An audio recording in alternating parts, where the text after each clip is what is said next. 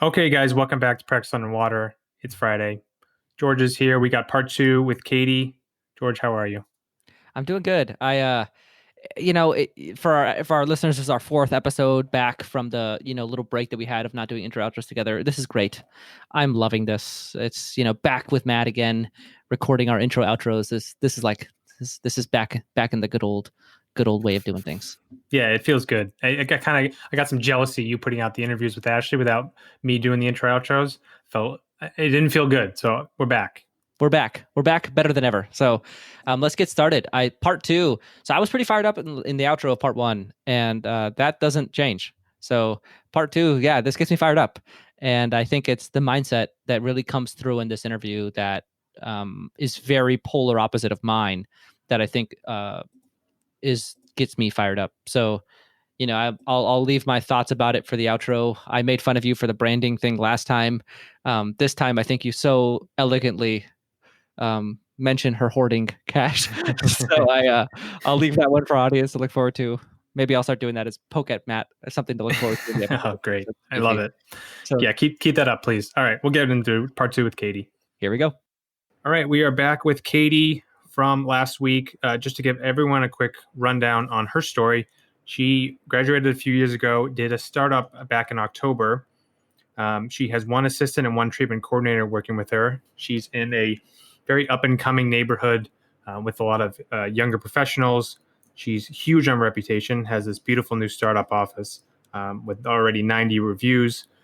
She's stuck around 50 to 60K collections per month, looking to break out of that and get into more of the 80K range where she's able to take home 400,000 from her efforts. We talked a bit about her mindset last time about when are things going to be feeling safe, and we kind of left on the cliffhanger of the direction that she wants to go with the office and with the excess cash that she has hoarded. So Katie, welcome back. Thank you for having me. I'm like the anti-hoarder. I throw everything away. Important stuff, unimportant stuff, it's all gets chucked. I don't really know where probably something from childhood. Well, I can't let it go. I don't know. I mean, I was just talking with someone about this. That's like, this was my favorite shirt that I wore at first day of freshman year. I can't throw it away. Got all that sentimental value. Anyways. That Marie Kondo stuff. The Netflix show? You know her? Does it bring you spark joy? Oh. Yeah. That helped me throw away a lot of things.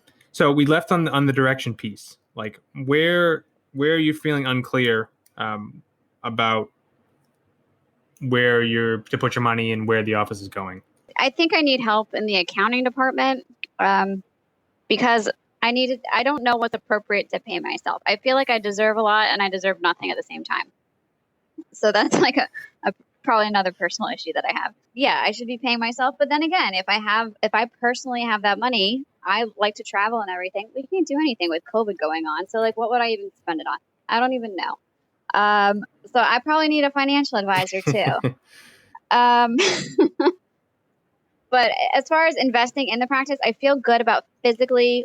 I was not cheap on anything as far as building the office out. I was not cheap in what I have given to my staff. But I am probably understaffed at this point. So they do work really, really hard. I probably need to invest in a hygienist. I know that's going to bother me because I don't think I will make any money off of them at all. And if it's somebody that I don't enjoy being around and our patients don't enjoy being around, that will really, I will not be as nice to work with. So I have personality issues in that way. As far as being a boss is concerned, we all really love each other here, and I want another one like that. I mean, trust me, as someone who had 7 staff members leave me out of my 8 that I inherited, it's because I didn't enjoy being around them, and that kind of was noticed by them. Let's put it that way. Yeah, I don't want to be the reason that it becomes toxic here. I want to be happy coming to work because it's sad, but like our mood sets the tone for the way that the office runs, really, and the way that everybody else feels. I don't see that much as a problem for you. I don't think you'll hire someone like that. Nor do I think you would let them stay on if it turns out actually they weren't what they were like in the interview or the working interview or whatever. So I don't see that as an Sure. issue. Back to the original stuff you said, do you have an accountant helping you out at all? I do. I just didn't love the way that the advice that I was given during the COVID stuff that was happening and the PPP forgiveness and everything. And I was being advised to like not furlough my staff. And I said, like, even though this PPP thing is potentially coming, I don't like nothing's free. And it doesn't, this period that I am paying my staff to do nothing is not going to be reimbursed. Like, this makes no sense. I think I just have trust issues with people. And if somebody doesn't know their stuff and it's completely on their stuff, I will stop trusting them pretty fast. I think it could be an opportunity for you to practice compassion in some ways. I share the same thing. If a supplier or like a lab does something that really gets under my skin, I write them off. Like, no, done with them. I'll move on. I'll find someone better. Mm-hmm. When the breakthrough for both of us is, the PPP loan was very confusing, like different guidelines coming out all day. And even the professionals who are in that realm didn't know what was happening. So perhaps an opportunity to use compassion. He did his best and he really did try to help me, but there were certain things about the information that was already out about the bill that I like knew way better than he did. And that kind of upset me. Yeah, I shouldn't, I wish I were an accountant because I feel, nobody cares about your money the way that you do. But no, he's been really good in a lot of ways. I just haven't talked to him in a bit, but I think a big thing for me in early in my ownership was getting like a financial team around me that I really trusted, the advisor, the accountant, mainly just those two that really just, they set everything up for me. All like my own payroll schedules, my wife's payroll schedules, what goes in 401k, what do I owe in tax? Like, it's all taken care. It's all like, one big thing. And I don't have to think about it because it's so confusing. I can't figure out what to pay myself, what to save for taxes, how much taxes do I defer in payroll. It is so damn confusing that I think you look into something like that because it's like a whole thing off your plate.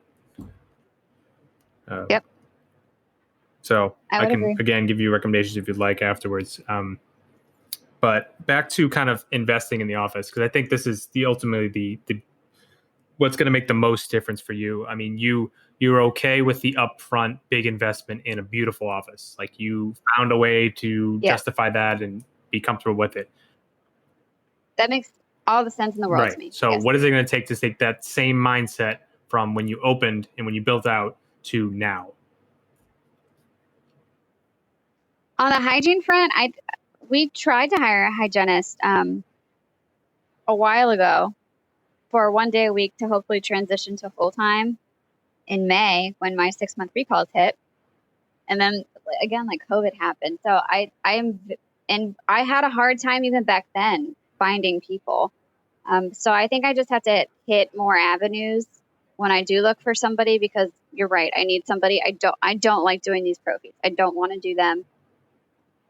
And they're clogging up my schedule, and I feel like I'm running around like a crazy person. We can do it right now, but I'm not happy doing it. Getting tapped out. Yes.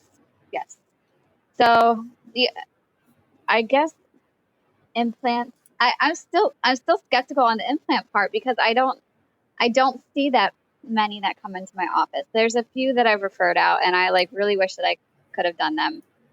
It's amazing when you start looking for them, how many you find. Like, it's tough. It's, like, I'm trying to remember before I brought it on my practice, and like I saw a full set of recall at least before I brought him in, and I remember thinking the same thing. Like, even though I have a slightly older population, like, not a lot of missing teeth. Even the ones that do have a denture, and they're like, I'm not giving that up. But once you started looking and you had all the pieces in place, system, CBCT, they're there. Like, they just are. I don't know how else to describe it. They're there. Right. I really have tried to front load a lot of things. And I think the CBCT was my way of trying to do that. And I've gotten comfortable and lazy in the production that we have been doing and clogged with pro fees. Yeah, it's the And I haven't been expanding my knowledge or my grit in trying to get those cases yeah, and like kind of lined up for myself. it's just where you're at now. You know, it's not like you're doing things wrong or like you need to like change how you are as a person to get where you want to go. Like you don't. Like have some compassion for yourself and that you are where you are, and okay, you found some different things to try to get to where you eventually want to go, and now you get to play around with those and see what happens. What do my practice by numbers? What does that dashboard Sure. say? Let's see. Yeah, Dissect let's see what we me. got here. Yeah, so I went back a few months. We'll start with the case acceptance one because that's my favorite. I Okay. think you're doing a pretty good job. I think there's definitely room for improvement. Okay. Specifically with crowns, I think Okay. most months you're probably 35% effective at selling them. You know, some of that might be due to diagnosing a couple and only scheduling one. You know, because you're going to schedule the one out later. That might be part of it. But no, I like most of what you're doing. I think, like I said in last part one, really high diagnosis percentage. You know, 1 month here you're at 60% people you saw you diagnosed something on. A lot of it due to being new patients, but you said they're all very healthy, so that's something. Sure. I think ortho is an area. It sounds like you're pretty comfortable in it. That I think you could really help expand production. You're offering it, not selling a ton of it. And you're a little bit conservative with treatment planning as far as what you crown and what you don't. Again, could be due to the population and just what they need, being younger. Yeah. But no, I think you're doing a lot of things right. I think the relationship you're building shows in the numbers because they're listening to you and they just met you. So Right. I think you're doing a lot of good stuff there. I mean, I'd love to see hygienist in this thing that I could dissect, but without a hygienist, this is all empty. Sure. So like the PBN dashboard, you know, it doesn't provide a ton of information for a startup that hasn't even gone through its first recall cycle yet, right? Because like you don't have anyone overdue. It shows your new patients where you come from. You're categorizing them, which is great. So you're knowing where they're coming from. You're knowing what marketing's working. You don't have an AR issue. You're doing a lot of same day dentistry. You're pre-appointing. We're big on that. Yeah, it shows. You're pre-appointing pretty well. You could do a little better. You're probably about 70% most months. You can get that higher. Yeah, I'm surprised about that because I'm pretty strict with my front desk about that one. Why aren't you scheduling them after the cleaning? Oh, I don't want to do that. I already have to do the cleaning. I take them to the front. And then I like routers. We're getting better at using them, but I'm usually the one that walks the patient to the front, and I say, okay, like schedule her 6-month cleaning. So that's my handoff. It takes like a minute. Not good. It takes like a minute. I don't know. Like, I mean, so George references to keep them in the George to keep them in some the data office. that like they schedule more effectively if it's done in the chair of the hygiene. You know, ideally by a hygienist. But I would say try doing it yourself. You know, I hate to put something else on your plate. Yeah. But hopefully it's just temporary for a couple months before you get someone. Okay. Yeah, I mean that's like I said, it doesn't show a ton because you're so new. Everything I see is a healthy practice, honestly. Like, yeah, you could do better some stuff for sure, and I think you will. I think your biggest challenges are inside your own head, honestly. Like, playing small, not like thinking big, not having the future in mind. Just kind of focusing on what's in front of your two eyes, which is a very common thing for people to fall into. But that's really where I see the challenges for you. One of my issues is that, so the month that we're looking at is January, and my numbers were good in January. We produced almost like 60 in adjusted production and collected like 50. I don't know, somewhere in there. And then the next month, February, was like a $37,000 month, and that was so depressing to me. So it gets hard to see these numbers fluctuate like that, and you start to beat yourself up. And I think that's why I don't feel safe when I see the roller coaster of it, because I am so reliant on the new patients. And it's hard for me to accept investing in more staff when, we're not a mature practice. And we do have roller coaster months, but I have to do it. Yeah, I mean, because like you can just tell what you're doing now based on your efforts. Like you are working really hard. You're fully busy in those 3 days you're working. And at the end of the day, you're making, 50,000 on a 3-day work week with 300 patients. Like that's pretty damn good. Okay. So no, I think it'll be, like I've said it a couple of times, it's going to be hard for you to get out of your current reality without an added staff member, a hygienist specifically. I think that's really looking to maybe outsource some marketing to improve the already good marketing you're doing. Okay. Because like something in your message is working with your community. Like they're hearing you, they're coming in, and they're having great experience. Yeah. I think it's just like realizing you are safe, like realizing everything's all right, and whatever that's going to take for you to get there. And then being okay with, all right, so I'm safe now. Here's where I want to go. Let me put my money in these 3 areas to get us in growth mode. Because you were growth mode the first few months, and now you've kind of hit a plateau. It's like your first plateau. Sure. And it's about breaking through that. Did you have any implant courses in mind? I've heard of a lot of them. They're just time consuming and very expensive. And then you still have to buy all of the equipment. Break down the cost then. The GARG seminars are like, I don't know, 15,000 for just the didactic portion, and then another 15 for the live patient portion. And you're going on Fridays as well. Fridays are a big day here. You can do better than that. You can, if you do say implant pathways, that's around 16, 17 total with live patient. There are others you can even get for cheaper. I took one that was a 6-day in New Jersey for, couldn't have been more than $8,000, didactic and live patients. That's all I took. And then for the implant kit and all the things, another $5,000, $6,000? I thought it was more than that, but say 10, depending on the system. Yeah, yeah. And then it's like, which one? I think I also get decision fatigue or analysis paralysis, I like to call it. There's too many choices. There are a lot of choices, yes. And there's too many choices. And then I just, instead of making one, I just don't. I mean, is there a right choice? No. So. No. I mean, crowdsource it a bit, ask colleagues, Facebook groups, find what's working for other people. Research is a bit on your own. Pick one. They're all titanium. I mean, okay. They don't vary too much. Okay. Are you doing sleep dentistry on your practice? Although I do see it. Like I do see like the possibility of it. It just seems like such an undertaking. Yeah. Like I don't know anything about it. But we have to start. Yeah.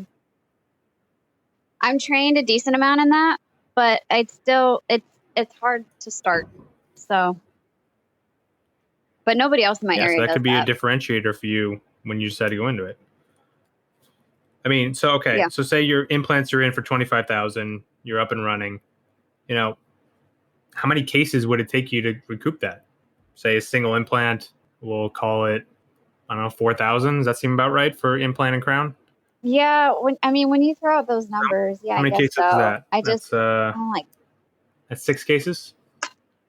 You can't find 6 implants to do? Yeah, I gave away 4. You gave away 4, and you weren't even looking for them. I mean, you did the crown. Right. You're going to do the crowns and stuff, but the point remains. Yeah. And with the IV, that's not even factored in the equation. Like, if you ever would get deep into implants, now you can offer full arch, sinus type stuff. Say you take a course on wisdom teeth. If you ever got into that, you said you were starting to. Mm-hmm. That's healthy population, teenage wisdom teeth, like IV all day. If you ever, which of course get really comfortable with it. Like that's now we're talking big money for those. Okay. Yeah. I do a decent number of wisdom tooth extractions right now. And without the IV, it's just because I'm not so busy with production that like I can schedule them and I get better at them in that way. But without the IV, they're not that profitable because of like it can take a while to get them out. Sometimes like they're just unpredictable if you don't do it all day every day.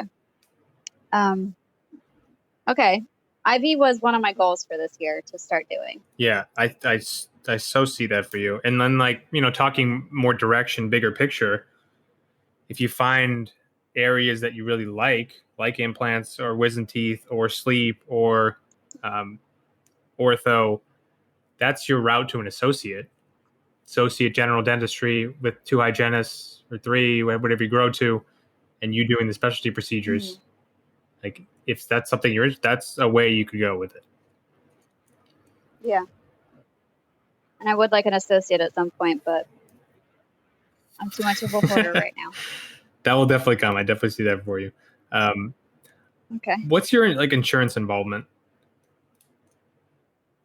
It's high PPO insurance involvement. We're not in network with all of the plans, but Delta is huge here. So is Care First. Yeah. Really horrible pro fee reimbursement rates. So. Yeah, that shows in your numbers. Like, even in January, you did 97 gross and 54 adjusted. Like, you're taking some heavy cuts. Yeah, it's really depressing. Yeah. Did you use any service to negotiate when you initially signed up? Yes, I used Unlock PPO. And they couldn't budge some of the lower paying ones? Honestly, I have no idea. I know Delta and Care First don't negotiate at all. And we waited. We waited to get under certain, we weren't in network with everything. And I started April of 2019, and then we were open in October. Some of them we weren't in network with until January of 2020. Like, that's how long that took. So I took the long routes of getting those better fee schedules. It's Delta. We have so many Delta patients. What percentage do you think? I don't know. There's probably a report. I also am not great at running reports in this software. See if I can find for you. It's pretty big. MetLife is big too, but we get much higher reimbursements from MetLife. Yeah, Delta's definitely your top, and you're getting 31% of UCR. That's so depressing. Oh man! Wow. Yep. That's on PBN? It is. Yeah, there's an insurance analysis tab. Sorry if people can hear me clicking on this computer while I talk, but you'll just have to deal with it. Yeah, Delta's your top, and then Mail Administrator and MetLife are the next 2. Yeah. Yeah, I mean, so... And our AR is pretty good. You do have more in the 90-day than I would like to see, based on your collection size. You have about 14,000 over 90 days. Is that in-house finance stuff? I don't know what that is. So do you offer any, like, in-house, like, hey, you can pay us? We do. You do. So that might be it. I don't think it's that much, though. Yeah, I would think at most it's 5,000. Okay. Yeah, you could run in a report, I would say, and just see what's what. But the rest of it's very healthy. Most of the rest is under 30 days. Good. Yeah, this software is pretty nifty. You should look into it. Okay. Do you think it's appropriate? I'm still in the hoarder mentality. This is an appropriate thing for me to pay for right now. It would certainly help. Like I said, you don't get as much of the benefits as established practice does, for sure. But I mean, you're going to be there soon. Like, you're going to have, you're coming up, or just to come up on your first recare cycle. So that's just going to get more and more. Right. And then maybe you could find that, like, secret number you're looking for that tells you everything's good. Maybe it's in here. Maybe I can't even see it. You might get that peace of mind too. Okay. I know that the software would give me peace of mind coupled with anxiety when we have bad months. Yeah. Because it really is. I'm so reliant on new patient flow, because those 6-month recalls, like, I'm not going to get much treatment out of them, except for some of the Invisalign and stuff that I've planned. There's not much that's going to come out of that. But you're doing that so well. Like, you are doing new patients so well. And to think that it won't continue is kind of unrealistic. Okay. Yeah, I think that because I've been doing all the marketing and I don't actually know what I'm doing, I could see new patients going away at any given time. What is your marketing budget? I barely market. So right now it's like like 500 a month with some pay-per-click stuff, maybe up to 1,000 a month with the social media that I do.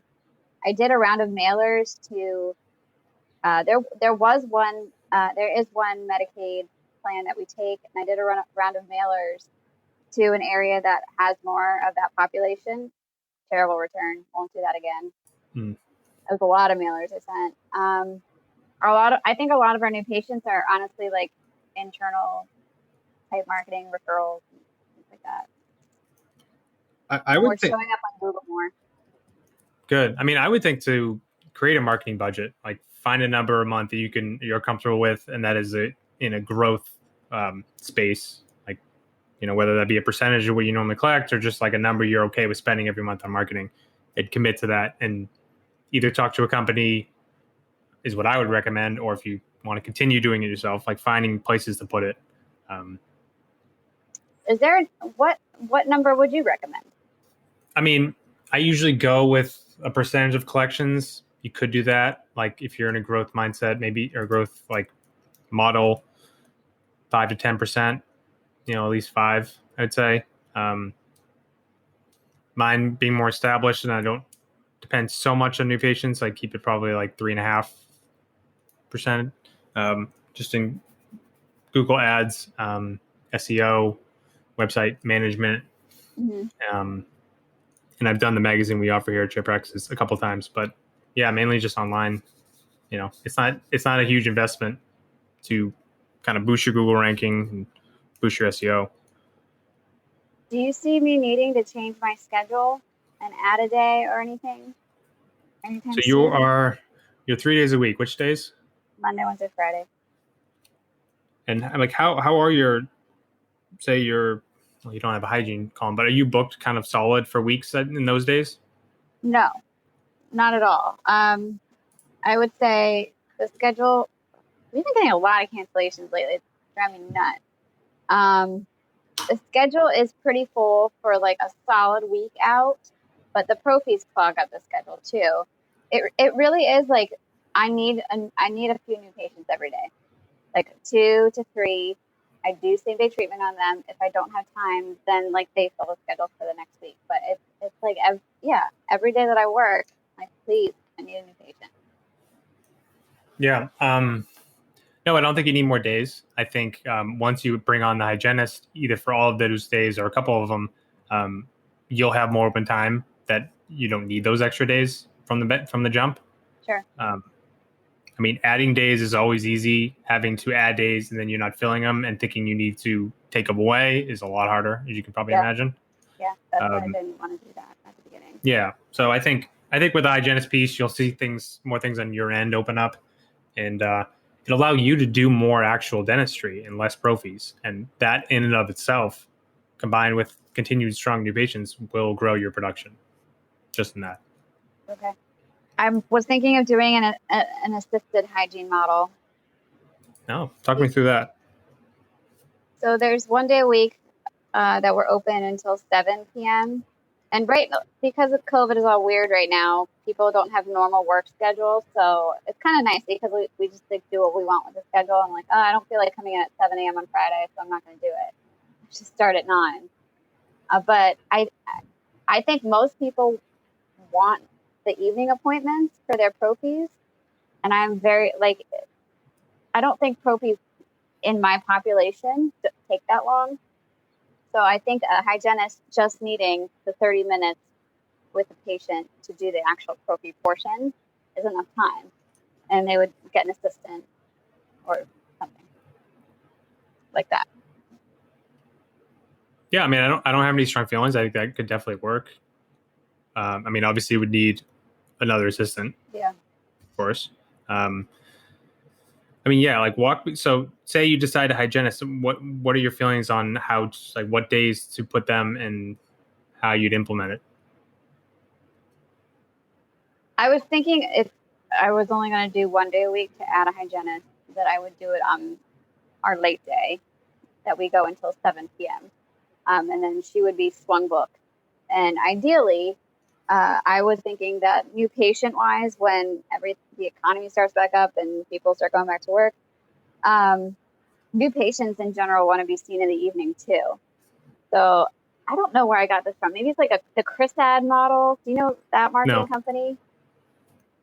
So ChrisAd says, you need to have prime time appointments. So 7 a.m. to 9 a.m. is when you want to fit new patients in, and 4 to 7 p.m. Scott Luna says this stuff too. So at those times, you would do assisted hygiene, give your assistant to the hygienist, and you could see new patients as well, so that you can just get more people in. And then in the middle of the day, it's like doctor production time. Does that make sense? I mean, are you okay with doing that schedule? Kind of the working early morning? 1 day a week. I'm okay with it if we only are working 3 days a week, then yes, I'm okay with that. Yeah, I mean, and we are one of the only offices that does that, kind of offers that. That's one other differentiating feature about us. I mean, from even myself, like we have huge demand for our one late day. Like the 5 and 6 o'clock hygiene appointments, those days are booked always for weeks, and even on my side, it's always booked that day. So I hate doing it. Like I can't stand it. Yeah. But if you're okay with it, I totally see it. I totally see the demand for it. Yeah. How many days a week do you work? I work 4 days, Monday through Thursday. Yeah. So like Tuesdays we go to 7. That's when I see a ton of like people coming in, and then we open hygiene Wednesday, Thursday at 7, and those are always booked. Right. But like when it gets to 7 on that Tuesday, and then I have to get in there at 7:45 the next day. Oh, miserable. Miserable. I've been there too. Yeah. I just like wish I had that in me, because it would make scheduling so much easier. It'd almost be good to do like a Spanish model: work in the morning, take a siesta, and then come back. Like that would be that would be the busiest I could ever be if I did that. Really? Mm-hmm. Would you do all 4 days though? I mean, I would never do this, but if I did open that up, like people would love it. I mean, they want to come after work, and you're in a very, right. Young professional area, so it's probably the same. Yeah, I was thinking like that's why the 3 days a week kind of works, because we grind, and then I was like, hey, what time do you feel like coming in tomorrow to wrap some stuff up? And we just kind of figure it out then. I'm really lucky that the two that I have are pretty flexible in that way, and they are good with whatever. But yeah, some days they're exhausting days, and I like the 7 a.m. to 7 p.m. model with the 2 hours in between, unless it's a slow day. Then I want to, like, we hate the slow days, and you just want to go home on those days. If they're busy days, then the day goes by fast. Yeah, I think you're so hard on yourself on these bad days. Like you really take it personal and like make it mean something about the practice yourself. Like it's just gonna weigh on you, like that's gonna build up, and it's tough to have a growth mindset and focus on growing the office when you're just worried about your bad days. You gotta find some way to just brush them off and say, hey, okay, we didn't have a bad day. What can we do better? Or what went wrong? Or, where are gaps? Like looking at it a bit more objectively, which I know is tough, is how you kind of can improve things. Yeah. And I think seeing more month-to-month stability, but I don't think I'll see that financially until we are quote unquote a mature practice, which won't be for like a year. Have you a year and a half. Have you celebrated anything? Like have you your accomplishments in the practice? Have you acknowledged yourself? Yeah, I try to. Good. Yeah. But it's at the same time, my peers, my friends, it's hard to talk about this stuff with them, even the dentist friends that aren't quite there. I mean, it's a slower route. Like we always have said in the podcast, and you referenced earlier, like this is one of the reasons we like acquisitions, because it's a bit faster. But I mean, you get a lot of advantages. You've handpicked your schedule. You've picked a small team that you really like. You've designed the whole office how you want it. Like, there are pros and cons. And yeah, one of the cons is it's a slower grow. Yeah. You know? Which I'm okay with. I just feel like because it's slow, I knew where to grow, and when I was like, I need a CT machine. I'm not buying a pano. We had to take some panos on people. Like, I'm not going to buy a pano. I'm going to buy a CT machine. I'm fine with investing in those kinds of things that have an obvious return. 2 more chairs. Like, we were dying with just the 2 chairs that we had. It wasn't enough. We use all 4 chairs. Especially now that we have to get some time in between patients before we wipe everything down. I'm okay with making those big things. I haven't known what the next big thing was. Yeah, and I think we pointed to some of them. I mean, it's kind of like you're trying to lose weight, right? And you're super motivated in the beginning. You do a lot of lifestyle changes. You buy the equipment, you have the gym membership, and then you start to see some results, and it's great. And then the results kind of taper and slowly you plateau, and you keep doing the same things, and you're expecting a different result when your body needs something different now. Like, it's gotten used to it. It's like this practice. Like, the practice has gotten used to what you've done, and you still have the results, but they're not getting they're not getting better. We're not getting better, and I can't see the jump in production numbers because of that. So got a little more clarity now, which is nice. I mean, good. Yeah, I'm glad. I mean, I think you take advantage of the where you are in your life. Like, you're young, you don't need a lot of money to live. Like, you're in a unique ability to invest the money that you are making from the practice to grow it and not affect your lifestyle much. Like, this is the time in your life where you're able to do this stuff and kind of leverage that. Agreed. Like, what if you tap out the treatment on these patients and then you have a giant just recall pool of like 1 million patients, and they all just need profies, and you're just checking profies constantly. It doesn't work like that. I don't know. Like, I thought the same thing. I inherited a practice where the owner was very aggressive with treatment, would crown a lot of teeth more than I would ever crown. And I had that fear. I was like, whoa, wait, he did a lot of dentistry. Like, there's not going to be much left.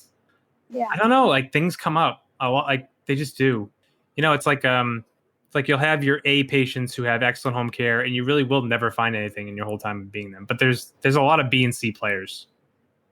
They just are. I mean, I don't have anything concrete. That's just like the feeling I've gotten. Okay.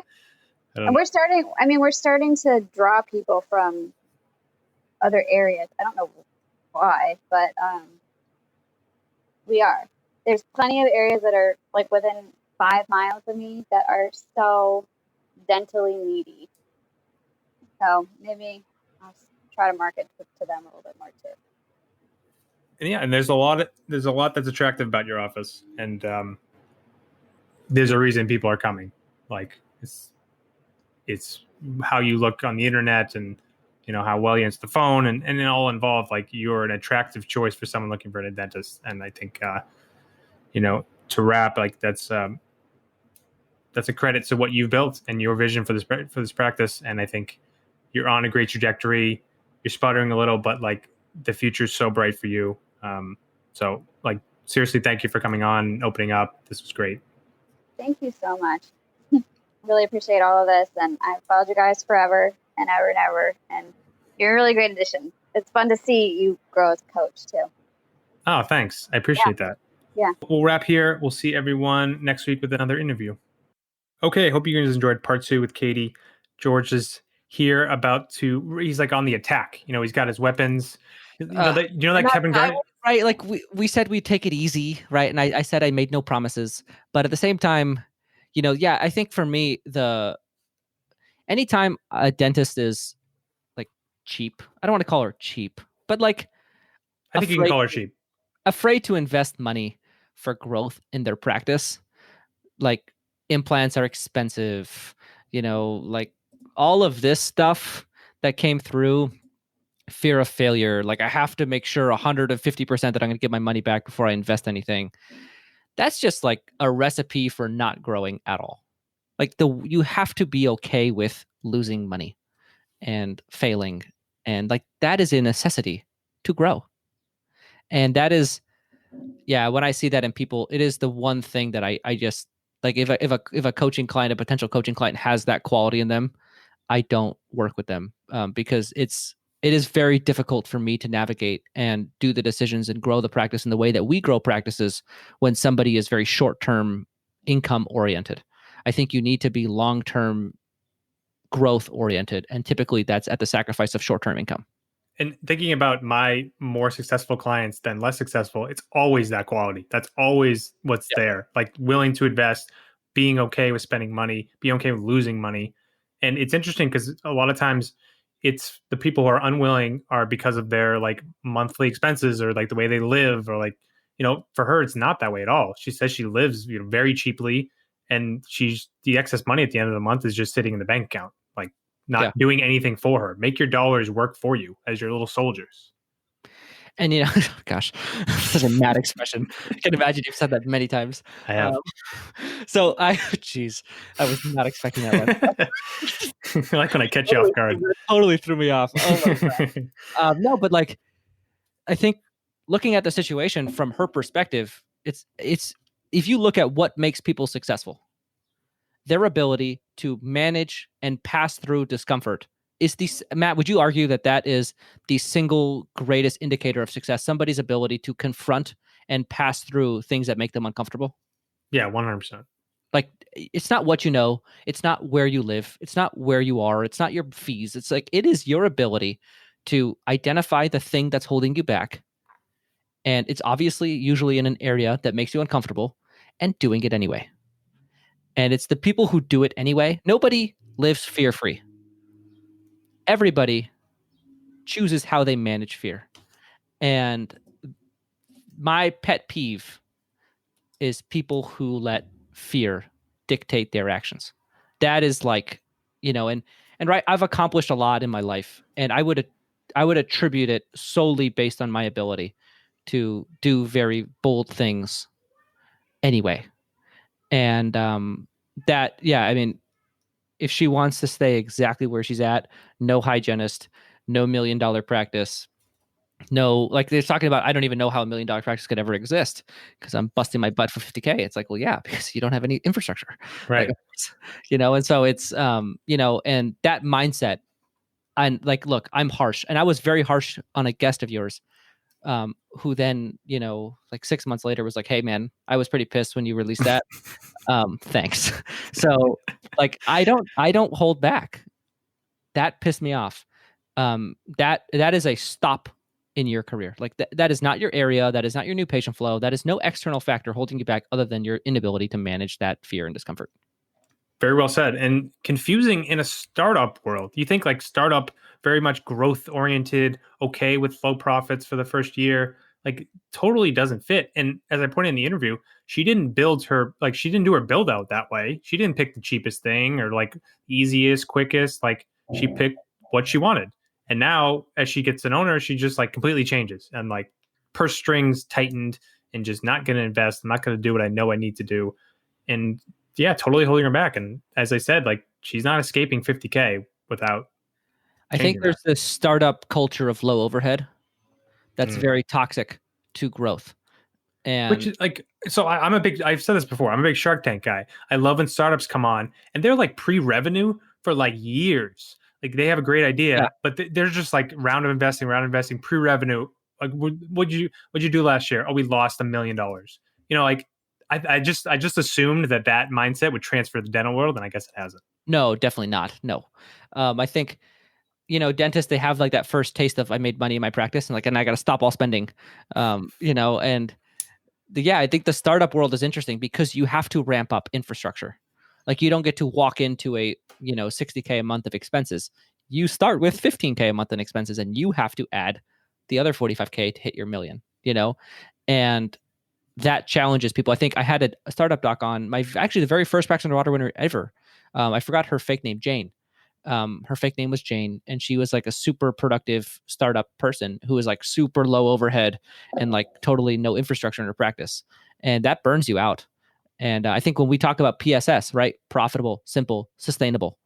Sustainability of a lack of infrastructure is is why we get so annoyed at the low overhead startup thing. So, right, I think we've talked about that enough on air. I don't want to harp on that too much. Yeah, we won't say the three letter or 3-word phrase that No, that's awesome. That I want to keep saying, but it's 3-word phrase. What? Lean and mean. Oh no, God! Oh no, we are not saying that. I know. No. That's why I didn't want to say it. You made me I thought you were say saying PSS. I'm like profitable sustainable. I like that. No, I like saying that. No, yeah, that's a good one. So I think one thing that you guys talked about scheduling in the back for hygiene. That so you did mention that. Yes, it is. So she was. It's funny because she was at 70% conversion up in reappointment, and I remember it was like those exact two numbers are what I heard the first time. It's 70% in the front, 90% in the back.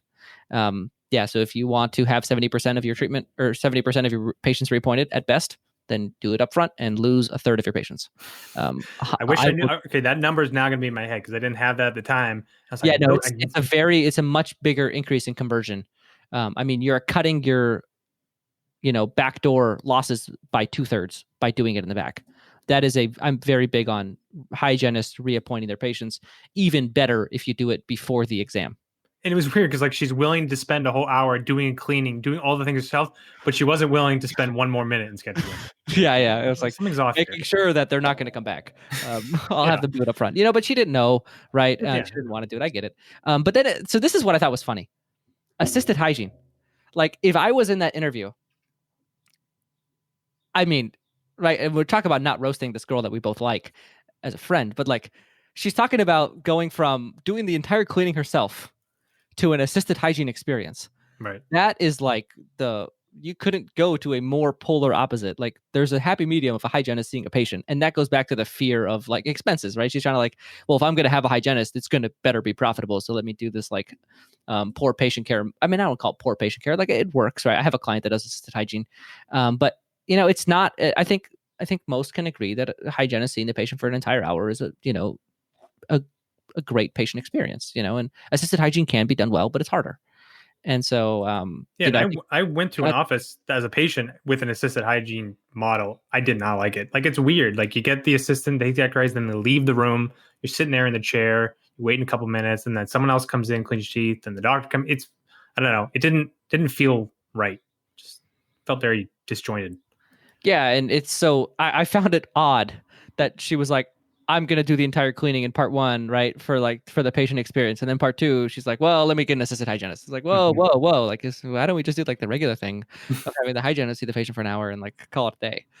So I thought that was funny. And then I kind of wasn't on board with the outsourcing of the marketing, honestly. Like if she's going to do the branding and do it herself, like, I mean, she's doing cleanings. Like, let's have her, get a hygienist, do her cleanings. That then frees up her time to spend more time and effort on marketing. I kind of like her being very involved in the marketing because right now that's a big, determination for her success. And so I think she's done well for herself. And I personally would want her to keep that in her arena. That was one thing that I did notice. But I think, fear was the biggest thing. The only other comment I had, and I hate to keep like going, but you guys were talking about the recare, right? This is where she talked about like, I'm afraid that my patients are going to have no needs. And I mean, we have concrete data on this at this point. This is not a mystery. In my practice, it's $220 of accepted treatment per recare exam. So, like, not including the cleaning and the X-rays they get. Yeah, no, not including that. That's not even including the people that's factoring all the people that say yes, no, diet treatment. Like every recare exam we walk into, on average, $220 of restorative treatment accepted. It's a third of our new patient number, but still, that's significant. That adds up. I mean, that means one patient to cover your hygienist's salary. Yeah, obviously, right. I mean, that's that number. But I think that idea that like your recare serves the value, and this is why I push retention and expanding your hygiene department so hard, because your practice is long-term stability. She's like, I feel like we'll go up and down all the time. Yeah, because you don't have any stable recare. That's like, but once you have stable recare, you're walking into your exams and half of your schedule is getting filled off of those recare exams. And then the other half, you get from your new patient flow. But that half, that's very stable, predictable, going to come back every time if you retain them like you should.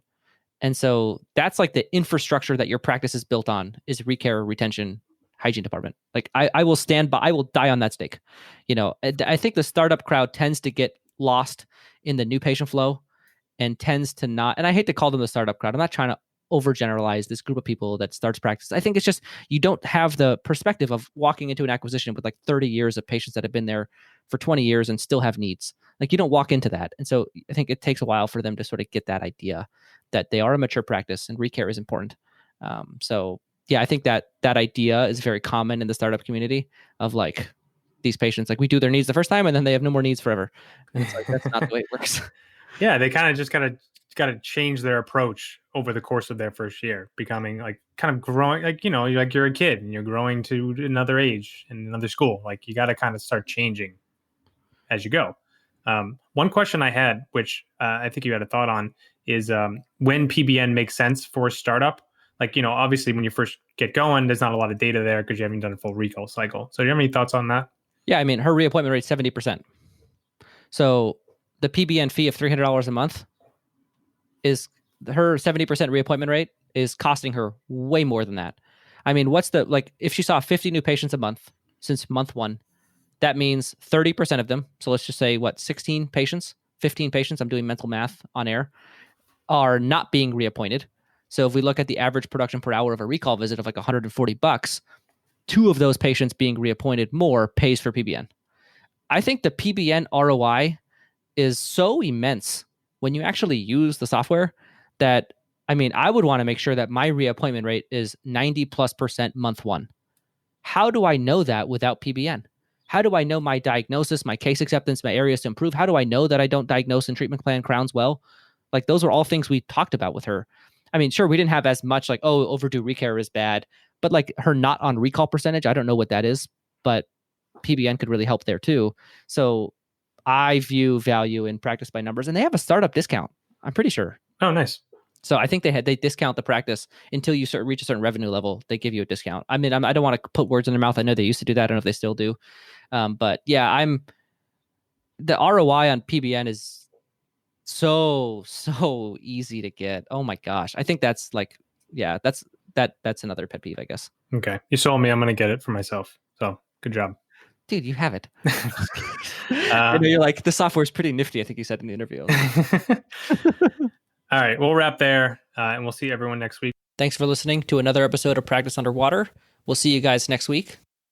If you're interested in one-on-one coaching with either Dr. George Hariri or Dr. Matt Garino, our contact emails are in the show notes. And if you're interested in being on Practice Underwater as a guest, where we can look at your practice anonymously, you can go ahead and contact the email in the show notes and follow those directions to get on the show. Thanks, and we'll see you guys next week on Practice Underwater.